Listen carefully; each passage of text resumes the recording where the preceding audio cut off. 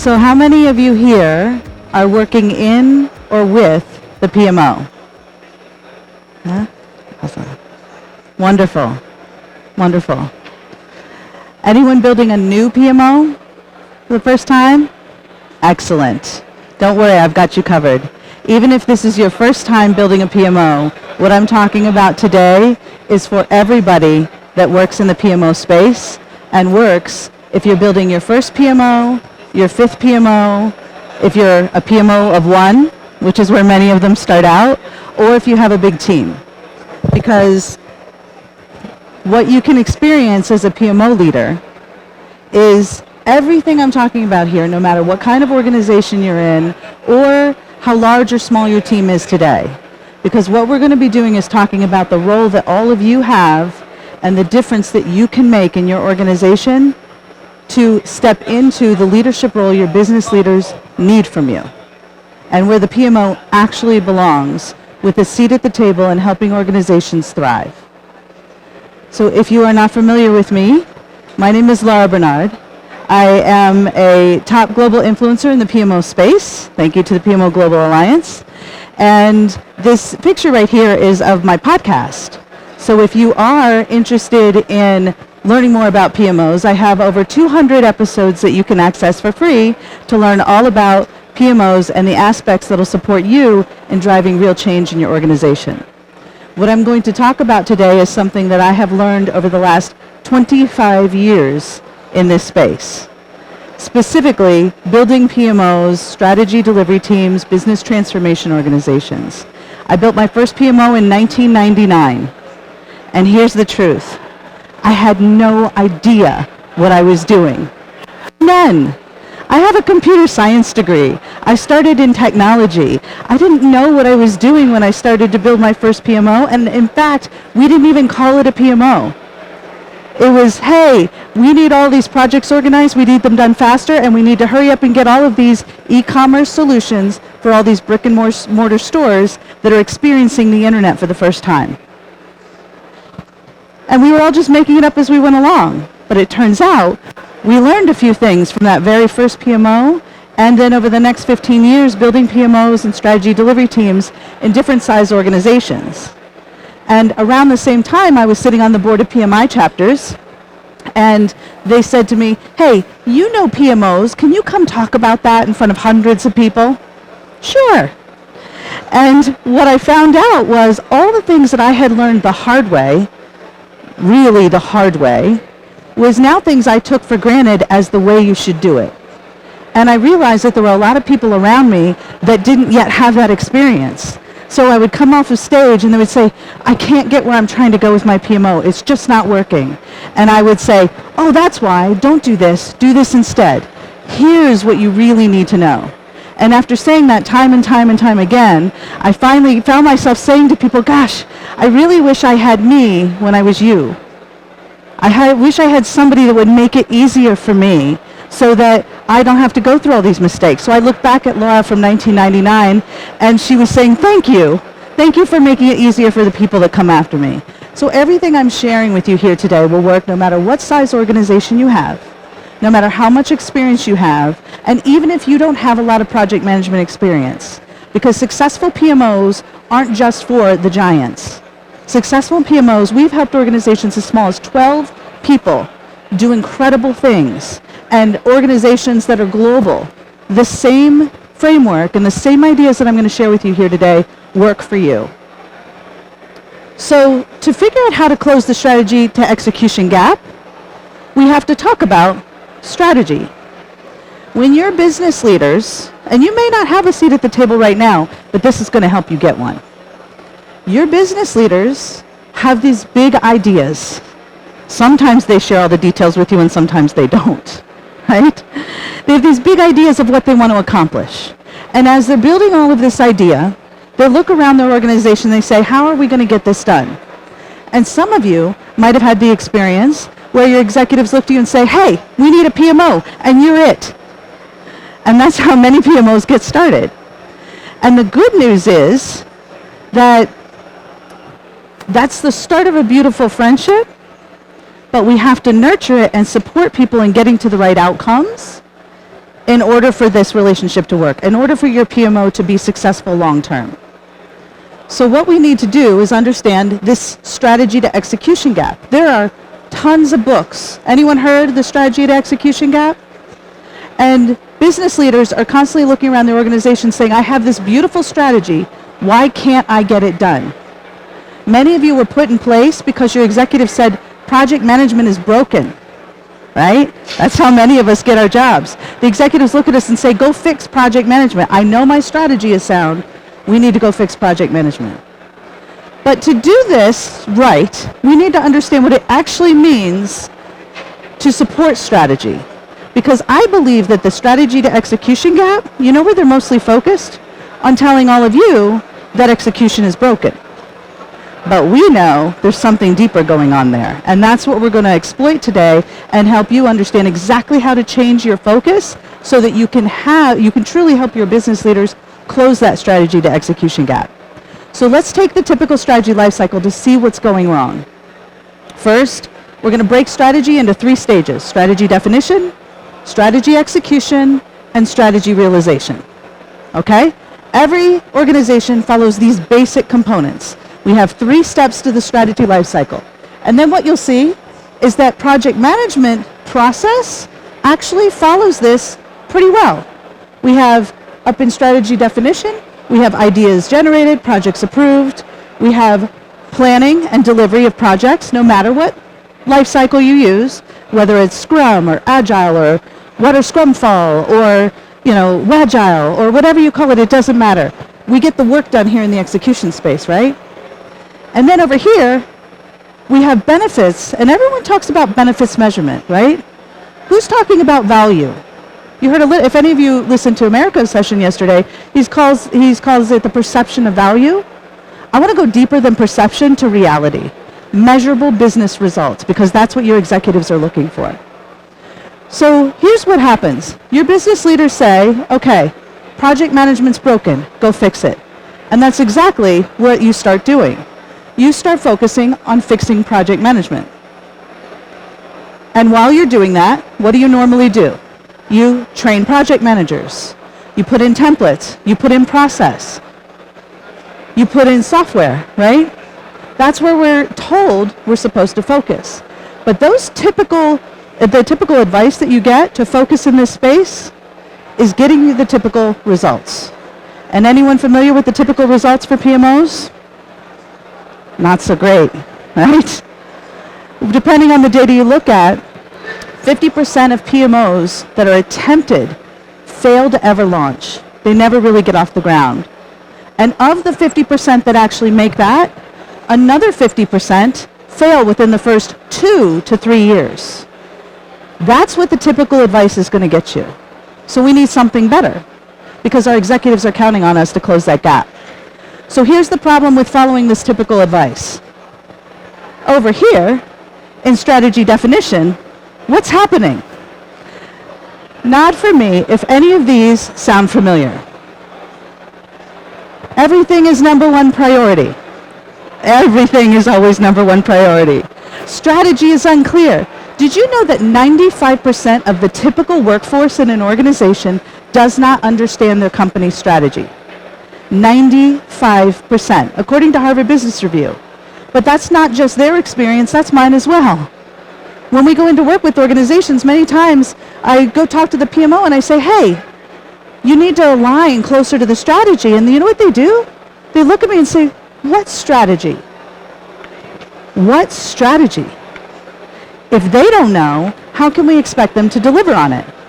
Any of this still familiar? Resources overallocated. Anyone feel like they have a resource management problem and a resource problem? You don't have enough resources to do the work? I'm going to tell you why that is misleading in just a moment. Managers redirect staff. It starts well, but then what happens? You get a little bit further down the road and they're like, okay, well you had all these people for your projects, but guess what? We're going to put them over here in this special thing that also is number 1 priority, right? But it doesn't end there. While we're busy focused here in the middle, we also have some problems over here that keep happening. Projects are not meeting their business goals. Business leaders are frustrated because their projects aren't meeting their goals. You actually have a problem with it costs more than the value you actually created. So you have projects that are upside down because it took longer than expected and cost more than it expected. So now we're in a position where we shouldn't have done that project in the first place. We're not actually measuring value. There's a lot of guidance on measuring benefits. But if those benefits didn't actually make it worth doing in the first place, you shouldn't have done it. And we keep making the same mistakes over and over and over again. And so then our business leaders come back to us and say, that's it. I've had it. You haven't fixed project management. Project management is broken. Look at all this mess. And so what do? More tools, more training, more templates, more process, more stuff. And what's happening? Nothing's getting any better. Right? That's the problem, is that we did all of that, but we have problems in other areas that we need to address. And this is where the PMO comes in to truly close the strategy to execution gap. The gap is not where most of the books tell you it is. It's not in project execution. Most strategy to execution gap books and webinars and talks and podcasts are saying this is the problem. And I'm here to tell you it's not you. You're not the problem, but you absolutely are the solution. Absolutely the solution. Because here's the thing. You have to change how you measure your value as a PMO. Because it's not tied to the work that you create, but the impact that you help the organization make. What I mean by that is your value is not in the millions or billions of projects that you're managing. It is not in the dollars that you're spending. It is in the value you're creating. Because here's what happens. A lot of people like to brag about how big their budget is. I have a huge budget. Do you know what you're telling everyone? How much you're costing the organization. Instead, we need to change it to talk about how much return you're creating for that value. Remember over here in the realization stage? That's what we need to be talking about. Not just what we're costing, but the return on investment that we're driving. And changing that whole dialogue and showing your value not in the number of templates, not in the steps in your process, not in the number of project managers you have, not in the size of your team, not in any of the things that are costing the organization, but instead the value you drive in that strategy realization stage. However, what we know to be true is that projects are being set up for failure before they ever start, right? That's where the real problem is. Because what's really happening when you hear project management is broken, let me know if any of this sounds familiar. You have more projects than you have people to do them, right? Right? You have resources pulled in all different directions because everything is number one priority, right? You don't even know what success looks like for the project, because here's the secret. It's not on time, on scope, on budget. The triple constraint is not value. The triple constraint is measuring the process, but not the outcomes. It's telling you that you are creating good outputs, good deliverables, but that does not mean that your business leaders are going to be happy. Here's an example.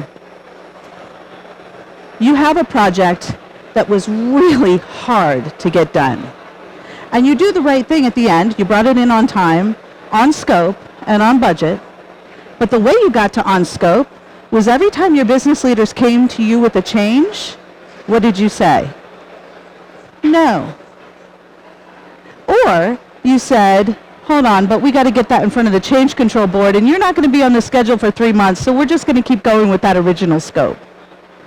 And what happened is while all that was happening, and you were controlling the scope, we've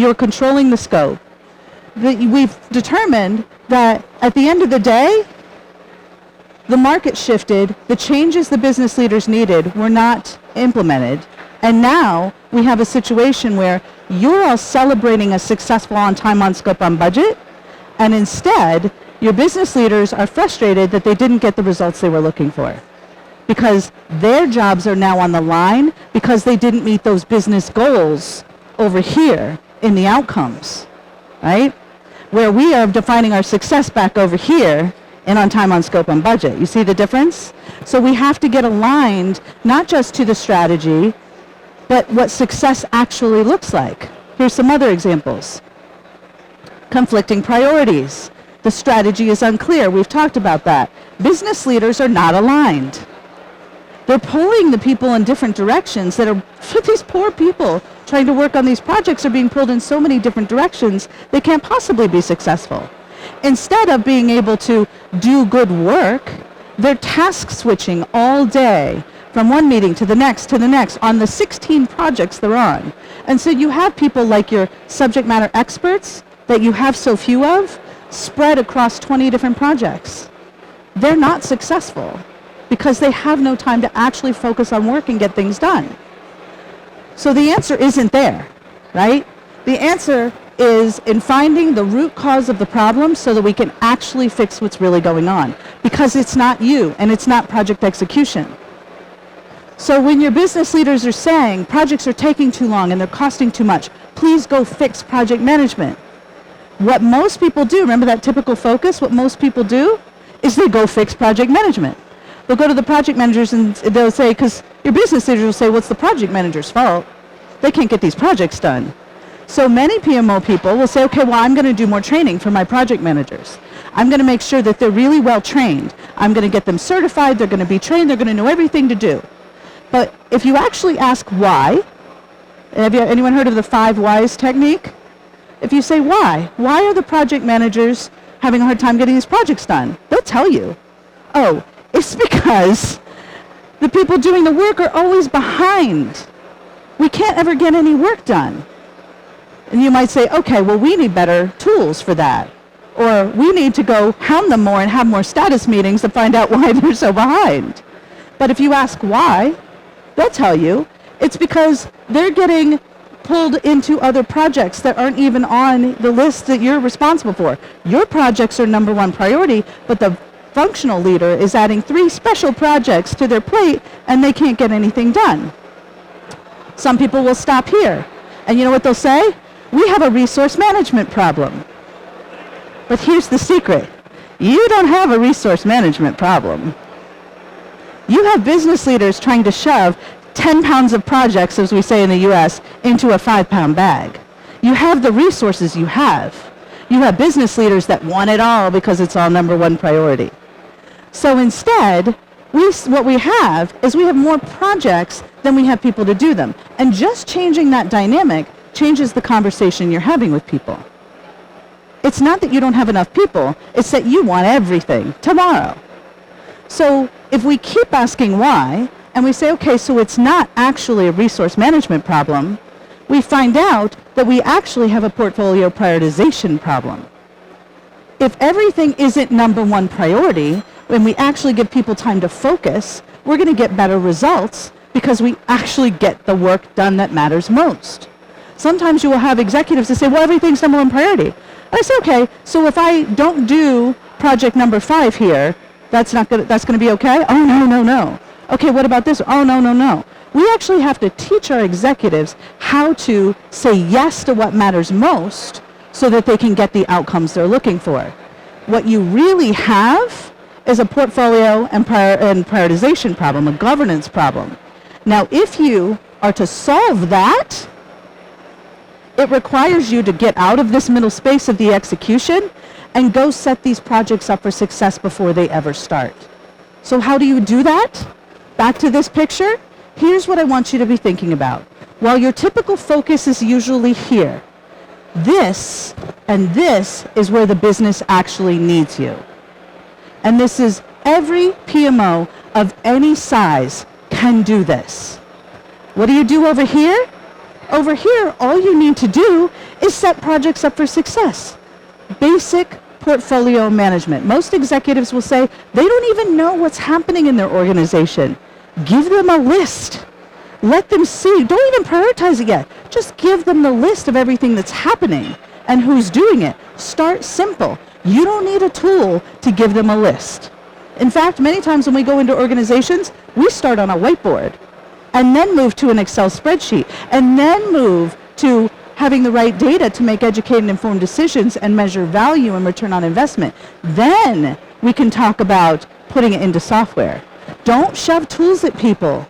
Go solve basic business problems. Set projects up for success. Get basic governance in place. Get simple data so that your business leaders who are very busy and don't have time to think can see exactly what you need from them and ensure that those projects are prioritized so that you have people doing the work that they need to do.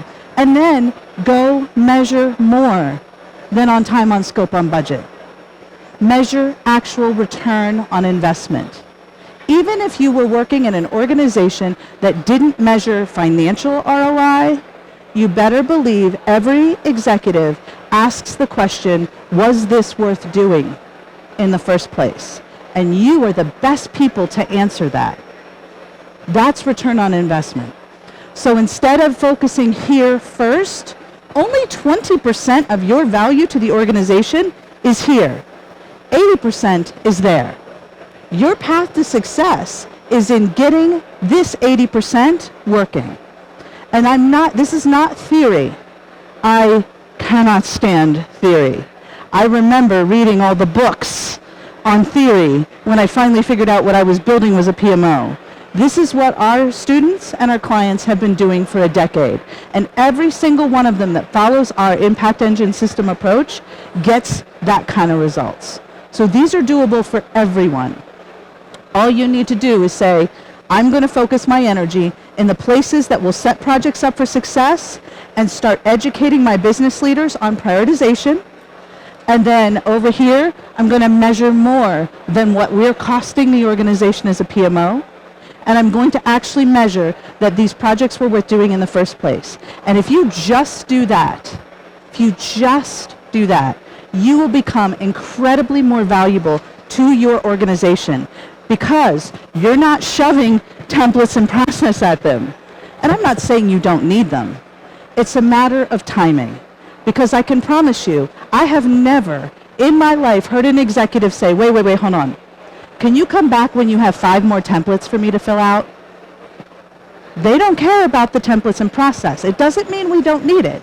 It means that we have to go solve these problems first, and then we can solve these problems. Because no template is going to get your executives to prioritize like having real business conversations with them and understanding what the business value is of the work you're doing. So do not expect them to look to you and get what you do as project people, as PMO people. We don't need them to get us. They need us to get them. They need us to speak the language of the business and guide them through the whole strategy life cycle. They need us. You are the strategy navigator for the organization, and you come stand here beside them and you say, I've got you.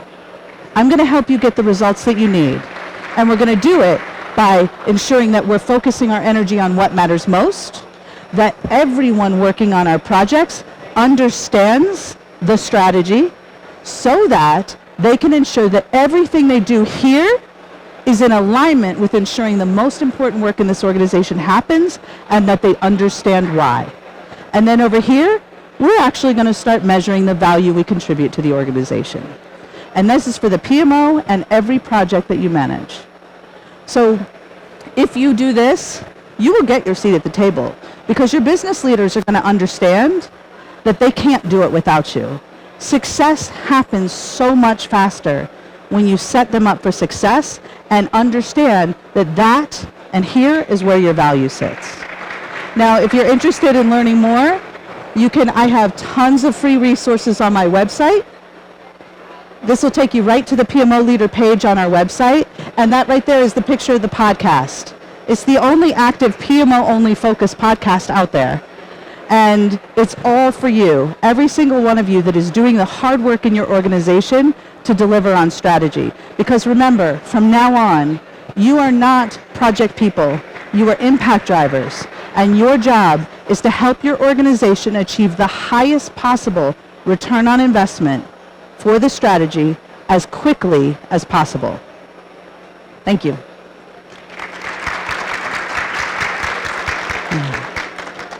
For this wonderful presentation. I can't hear. Yeah. Do you have a question? Okay. Any questions? Yes. Yeah, I can't hear.